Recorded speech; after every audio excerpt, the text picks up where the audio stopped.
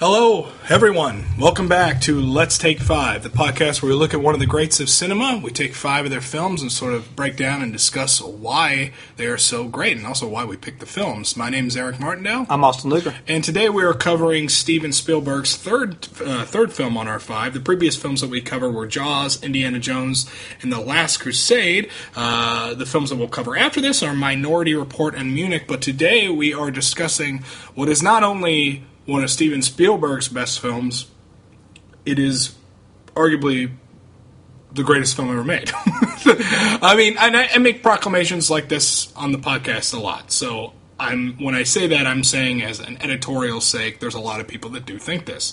The film we are covering is Schindler's List. What I will say is I do think that Schindler's List is the best film of the 90s. Schindler's List is a film about the Holocaust covers, I think, 1942 through the end of the war. You see the escalation where the Jews were forced out of their homes and then into the ghetto, and then from the ghetto into the concentration camps, and then finally into the death camps. It's a film about a war profiteer named Oskar Schindler who uses free labor from the Jews in order to make a lot of money.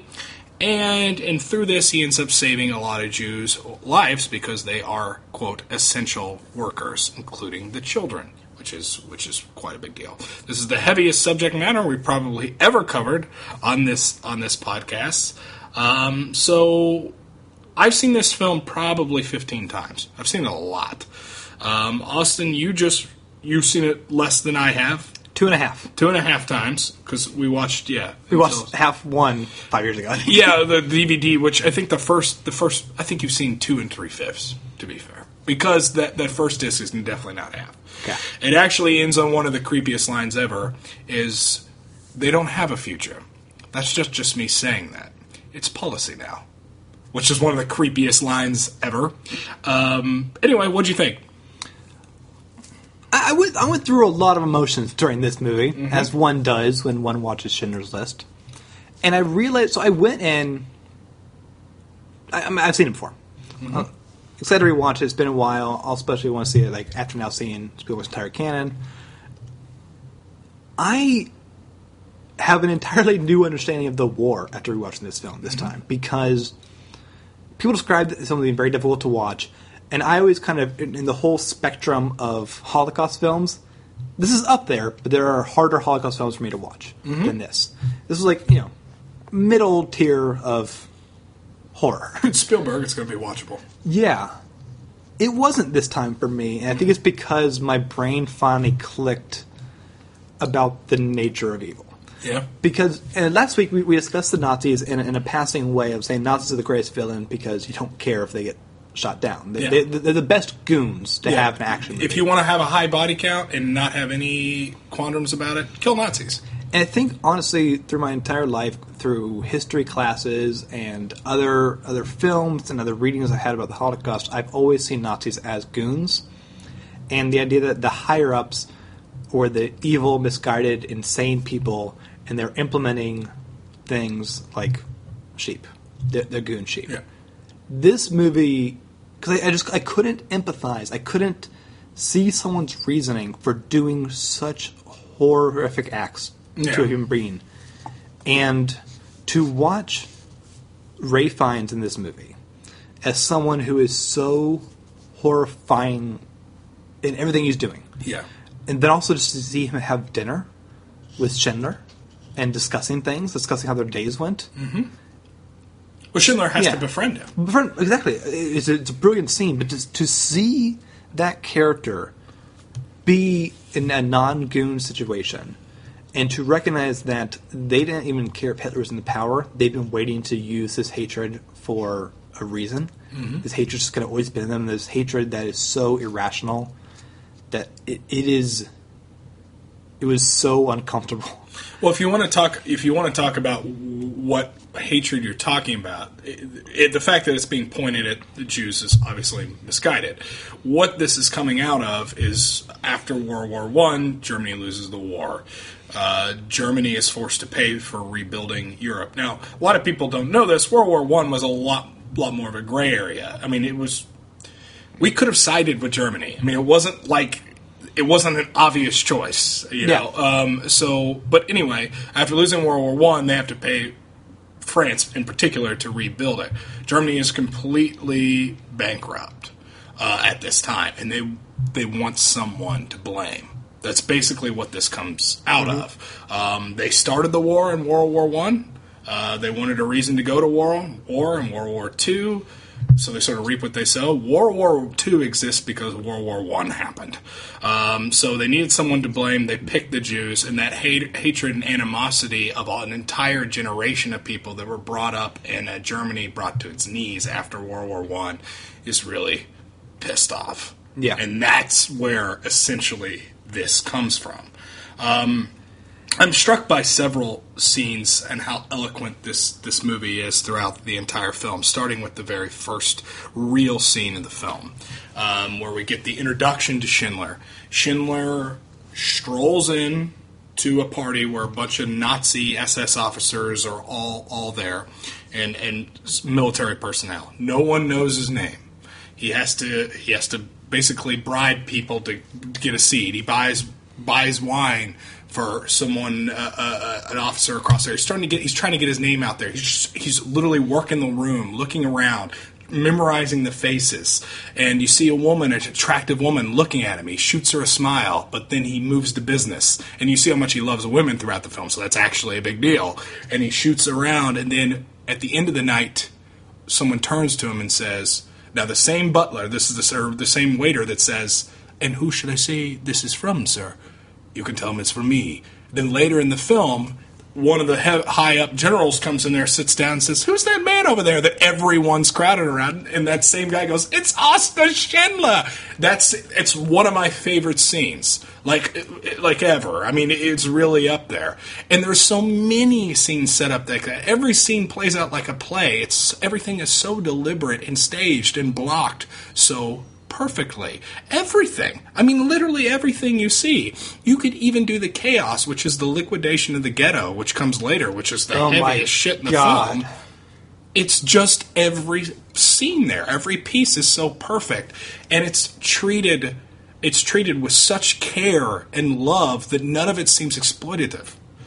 Well, so Steven Spielberg went into this movie and he recognized the magnitude of this story. Mm-hmm. And he intentionally went into this movie and he said, I'm going to throw out all my tricks. I mean, you can watch this film and not know who the director is, and Spielberg might not be my first guess. Yeah. This movie is so different from all other films, but also it is him. Mm-hmm. It is him. It's just him. We reviewed Jaws and Indiana Jones, and these are two insanely different films, but it is always, all three films have the idea of using the camera and all the techniques of film to make the story and characters, better. Yeah.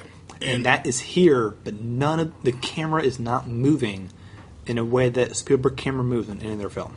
And so many, and getting back to something you said earlier, so many films that have Nazis in them are always, it's very simple to make it black and white. Sometimes it's good. In Indiana Jones, just make all the Nazis evil. That's great. It works. What Schindler's List does, and I mean, Oscar Schindler's a Nazi, but all the Nazis in the film are evil, but they all have an essence of humanity that makes them scary.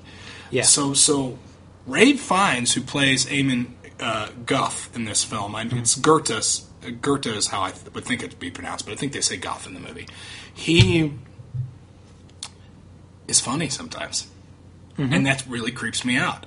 There's a scene during the liquidation of the ghetto, after they've gotten all the Jews out of there, they go back to kill the ones that are hiding, that didn't get in line, and there's one Nazi playing the piano just beautifully while all this murder's going on. Yeah.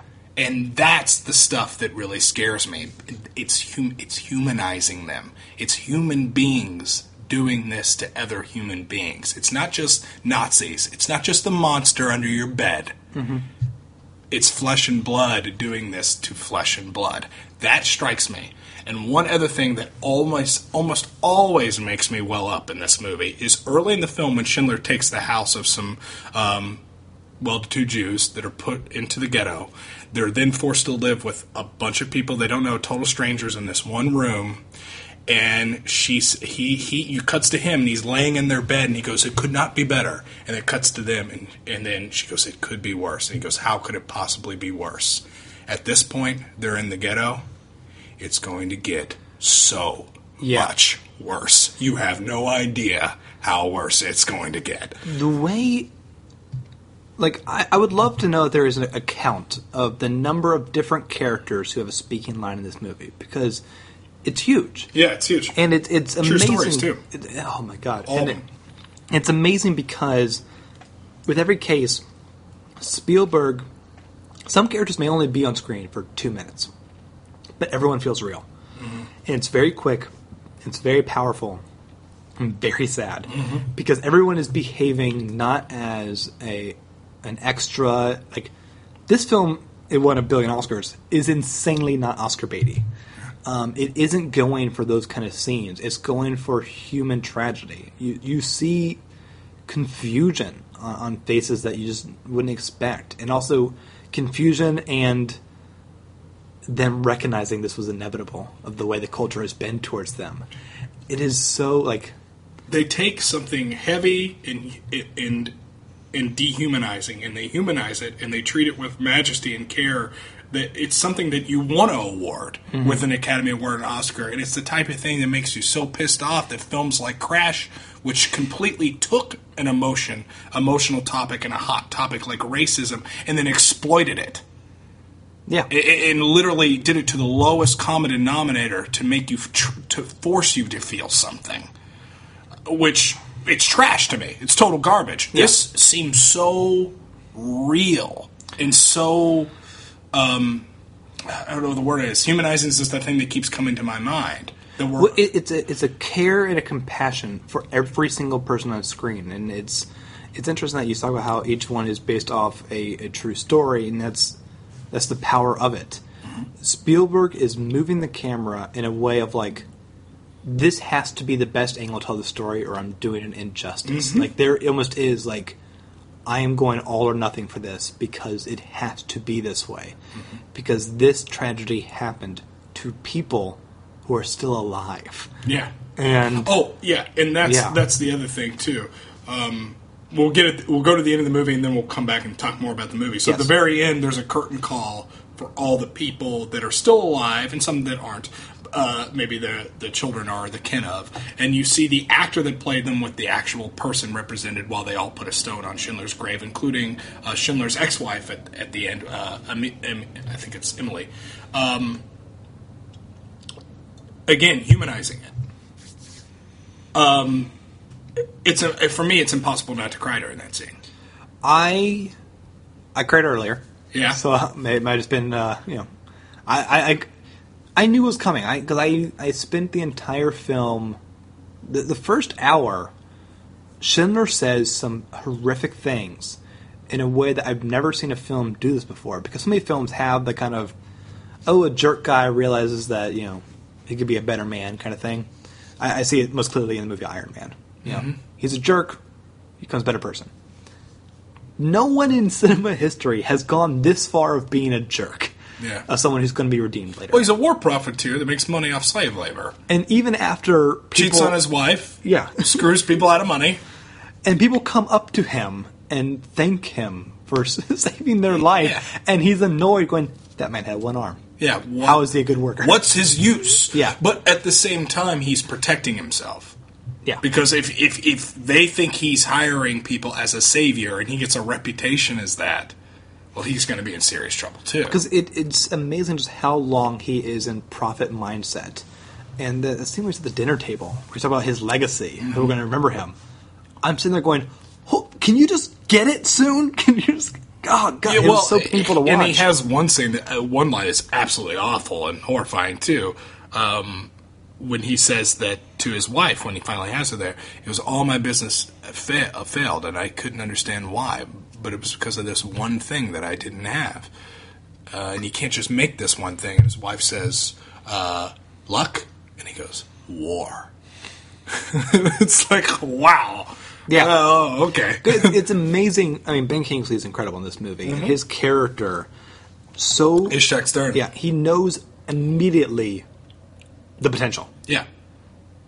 He's working with a bad dude because I can get people. I can get people here because he sees what's coming. Yeah. And everyone does. Well, he's the one that he uses Schindler to save people first. It's not Schindler saving people. That's what I'm saying. Yeah. Mm-hmm. He gets it where Schindler doesn't, and Schindler just doesn't get it for so long. Well, he goes along with it first because Schindler's not good. He's shit at running a company. Yes. He has no idea how to do it. He uses... I mean, he admits it in the movie. He's good at the presentation. Yeah. He has Stern run his company for him, and if Stern's getting him people, and as long as he's making money, he doesn't even want to hear about the shit going. He said he starts to read him stuff, and he goes, I could listen to you or I could enjoy my dinner. Are we doing well? And he says, yes. Anything to expect it would be worse? And Stern says, the war could end. And he goes, get out of here. Like, literally, that's his relationship that he wants to have with him at the beginning of the film. And his arc is so moving. It's so moving. So the part where I cried was when... So I was watching those beginning scenes, and I knew from my first memory, like, he's going to get to a point where he's crying and saying I could have done so much more. I just couldn't remember how the hell he got to that point. Yeah. Like, he is relentlessly not getting it. Yeah. And it's so painful. It's never been a film ever in Spielberg's canon that is this structurally complicated. It's really impressive how much... A movie called Schindler's List. It's about the Holocaust, and you're sitting there for an hour not going, is he going to be a Nazi the entire film? Yeah. Are we supposed to sympathize with the Nazi character right now? Why do we keep watching him? Because you just can't see any light on the horizon. But by the end, just to see how... Well, the first sign of a turn is when they kill the one-armed man. Yes. Because he says he wants to be compensated for the loss of a worker, and then the guy said a one-armed Jew, Oscar, and then people have said it. There were people gossiping saying it was treasonous to think that a one-armed Jew had a part in Reich economics, and then he said he was a metal press operator, quite skilled. Which the scene before he's going, what's his use? What's his use? So it literally the murder. And you see that, and that's such an amazing moment because if you had a pie chart of his empathy. Or maybe getting to 15 to 20% empathetic at this point. But I always took that as such a moment where he's just being a businessman, saying, how dare you insult me? But recognizing that this is a man he spoke to. Yeah, it was a man he spoke to, and it was... And I think it was the first time where it was like, they can just murder my workers one day. Yeah. And it is my workers, but then it's part of like, oh yeah, that man I met yesterday is dead now. Or the other day. The first big step towards is when he saves the mother and father of the girl that puts on the makeup to visit him and requests. That's the first step forward. He throws her out at first, and then she sees them going in and being saved. And I kind of recognize something very, very interesting. When the evacuation of the ghetto is happening, and he sees the little girl in the red coat. Okay. We were going to come to that at some point. You got to talk about it. If not, we're not allowed to post this podcast. Yeah. But... What struck me more in that moment was he's not alone on the hill. He's with this woman, and they're both looking at the same things, and they're both visibly upset, but she's the one that kind of goes, look away. Like, look away, Oscar. Like, they all know this is happening. They all, like, everyone kind of has this, like, mentality through however they got to this point. Brainwashing, society, anger, bigotry. They all know this is happening. But humanity keeps like breaking through so many of them. Well, and the whole point of that scene with the girl in the red coat is to humanize the tragedy. Exactly. And Spielberg was sitting back and looking at his cut of the film. I don't know. Maybe in the script it said that she was supposed to be in the red coat. I have a feeling. I wonder. Or he just looked at his film and he said, a lot of Jews are getting killed here, but are we killing so many that we're not feeling it? Which is, it is an accurate statement, but also one of the craziest statements film can make. Because that's how filmmaking works. That's how film works. He avoids that by making, if you kill off 1,000 CGI orcs, you'll feel not a single thing. Yeah. As they allude to in the Community pilot, if I tell you this pencil's named Jason, I break it, you're going to feel something. Yeah. Because we're empathetic by nature. Right. to have every single moment, and it's almost relentless in showing that every single person is a person. No one is a horror movie extra. This is a horror movie biopic. Yes, and it was a movie that needed to be 3 hours long. Yes, and it feels short by comparison. Yeah, it's. I watched it in 3 blocks because it's tough. I also kept watching it at night. I'm like, should I stay up 45 minutes more? And the title screen says Auschwitz. I go, I can say this for tomorrow. I'm looking at the Academy Awards here. So I have a couple Academy Award travesties that I bring up often. Raging Bull, Losing to Ordinary People. That one doesn't bother you as much because you like Ordinary People. I do. And I know this one doesn't bother you very much, but Dancing with Wolves beating Goodfellas bothers me quite a bit. Might vote for it. Yeah, but I have always said this, and I avoided talking about this earlier because before we started recording this podcast, Austin brought this up, and I didn't talk about it at the time, but anyone who's a friend of mine, anyone, basically, ever, other than you, because I don't think we've had this discussion. Apparently not. I think that Ray Fiennes' portrayal of Eamon Guth in this film is the greatest on-screen villain in film history. And I make proclamations on the show a lot. Usually when I'm talking it that way, I'm talking as this is an opinion of something. This is one of. I don't know what my 30 greatest films are. I don't know that, but I might say this is one of the best films of all time, not knowing what that actually means. I know what this means. Ray Fiennes as Eamon Guth is the most horrifying villain ever. Yeah. And he lost the Academy Award here. I have a theory on this. He lost the Academy Award to Tommy Lee Jones for The Fugitive, who gives a fine performance in The Fugitive. It's a fun movie.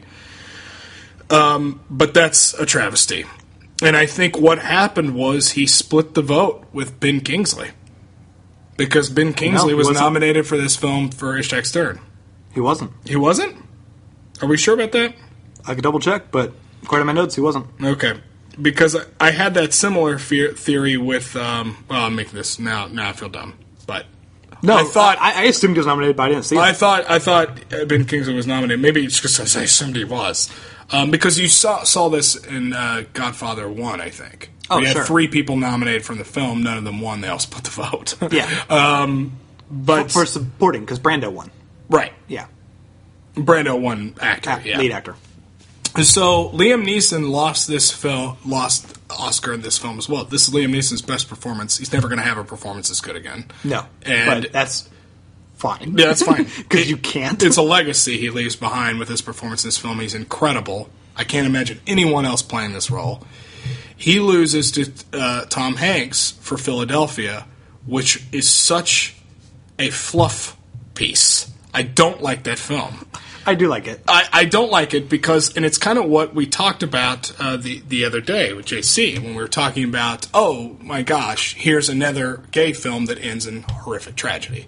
Okay. Now, granted, it was topical. It's early 90s. It's talking about HIV. I get it.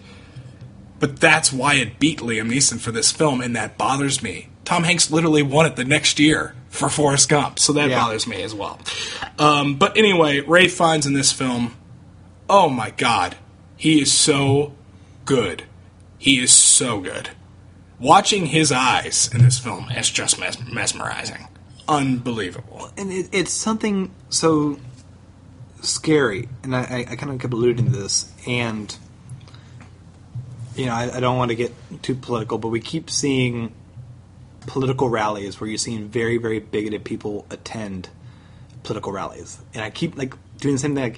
I tend to be very empathetic to people, but my brain can't get there for people just being so, just hating a race of people, a gender of people, a religion of people. And that's very, very scary. And I'm against it. It's scary, and this film, more than anything else, will show you the darkness that humanity can go to, and then to structure a film around someone who is a Nazi, who's a straight-up Nazi. At the end of the film, he has to run away because he's a Nazi. To have someone go from that, such a cold demeanor, to do something so righteous that he changed tens of thousands of lives. Yeah, I mean all the generations of Schindler Jews. To show that can happen, but then to also show the opposite can happen to a human soul. It's my turn, I guess, to say hyperbole in that. I was right about to say hyperbole. I had that on my tip of my tongue. I wanted to say my word. This is episode 23, and this is the best film we've covered. And we've covered a couple of masterpieces. So yeah, it's hard to argue. It's really hard to argue because Seven Samurai is really good. Ikaru, Lord of the Rings. Godfather 2. Gosh, there are so many on this list, but you're probably right. Raging Bull. Yeah. There are, Schindler's List for a long time has sat on what, I don't know what my top 30 films are. I said that earlier, and it does sound like hyperbole.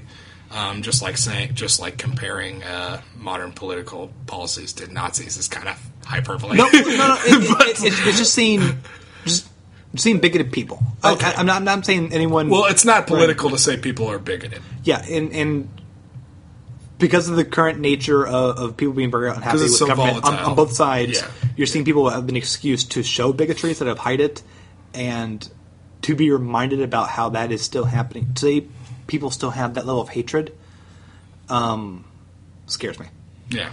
I don't think it is Nazis. No, they're not. Yeah. But I get what you're saying. I'm not saying it's not there. Yeah, I just always mentally took it as this was so long ago. Yeah, if anything, I feel not the exact opposite. But what I mean is by this is just that,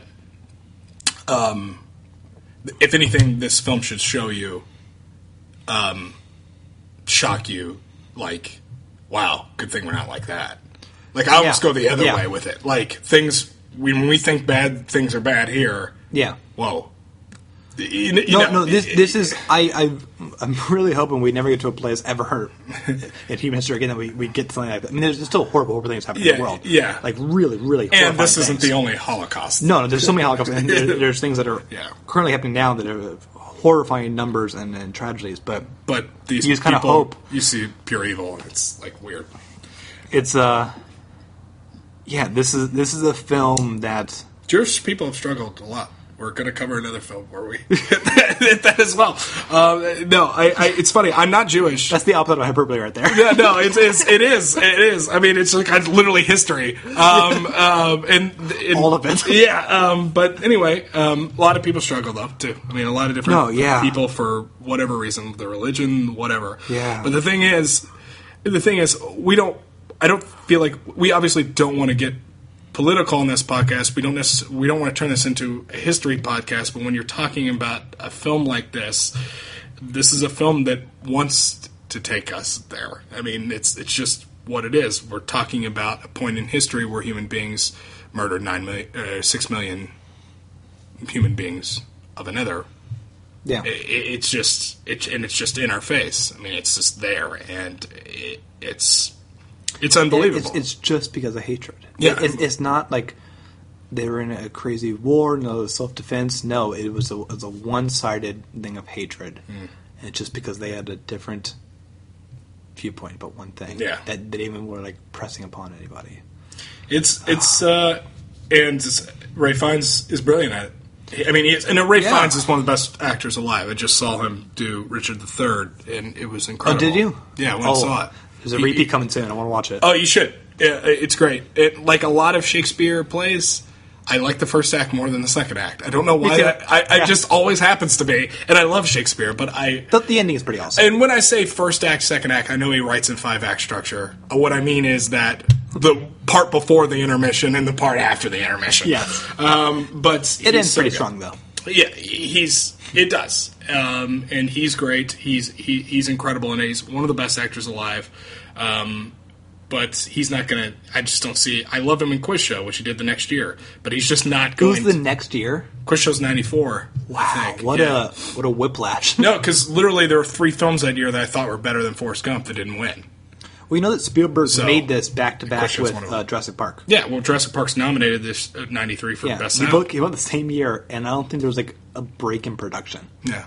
And then I guess we should always talk about there was a movie that was being tried to tried to be made about Oscar Schindler since the 60s.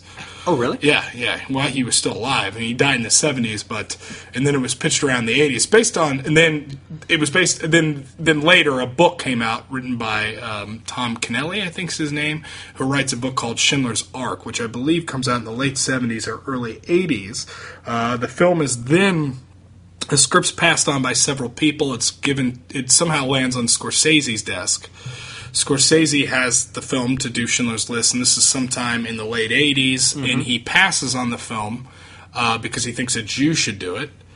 So he trades with Schindler's List to Steven Spielberg, who was going to do Cape Fear. Yeah, they switched. They switched films, and that's how that ended up. So and I heard also a story, I think it was through the book Conversation with Wilder, where Billy Wilder was offered Schindler's List. Yeah. And he just said, like, I'm 80. Yeah. I can't do this justice. Yeah. Which is amazing, because also Billy Wilder, my favorite directors ever. Yeah. And well, we covered him on the podcast. Yeah. So. Well, listen to those 6 episodes. Mm-hmm. And, yeah, this is...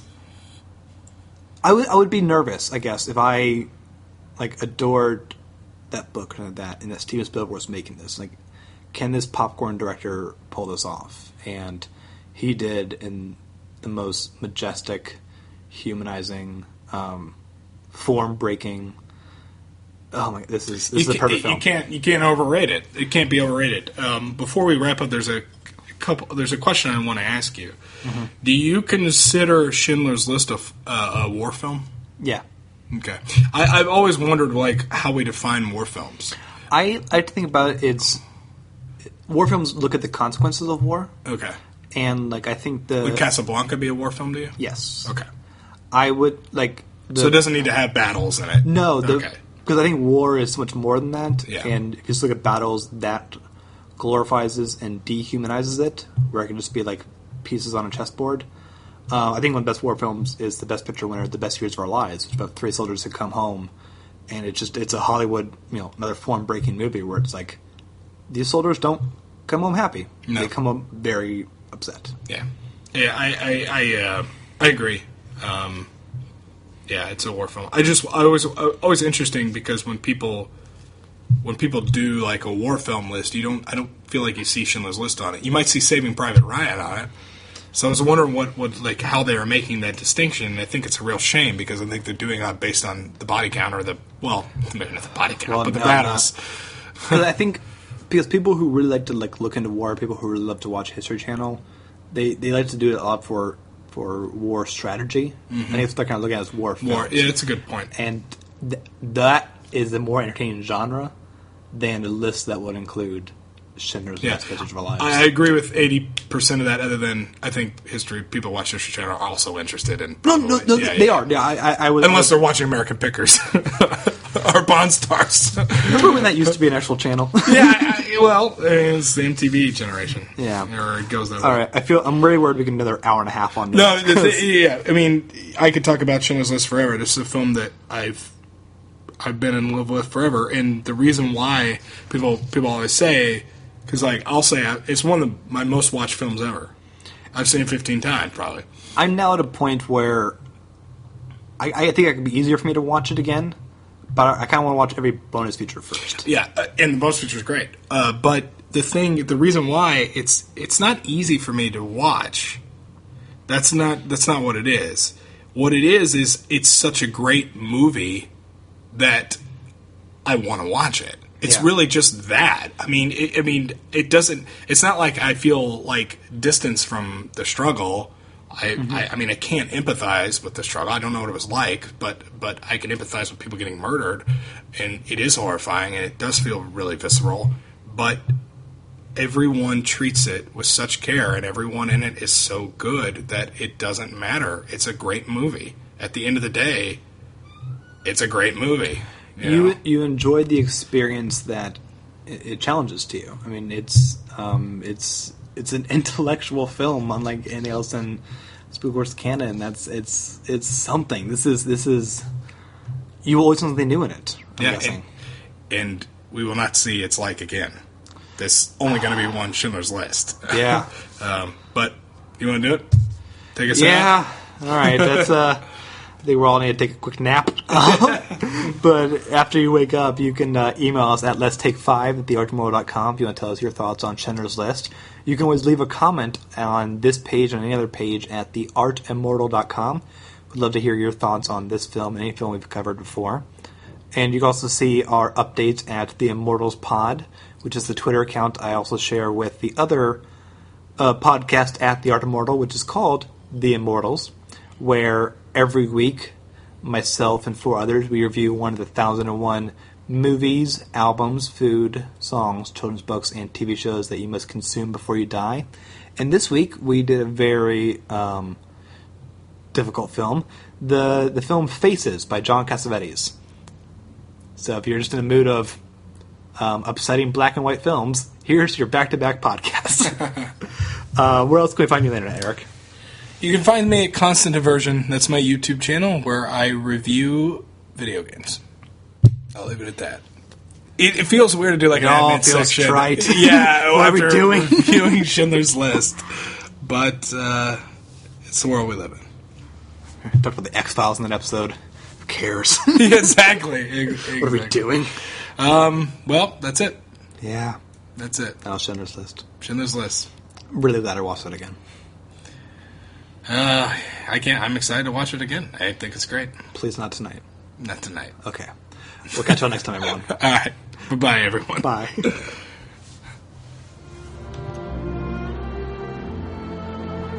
It's Hebrew from the Talmud. It says, whoever saves one life saves the world entire.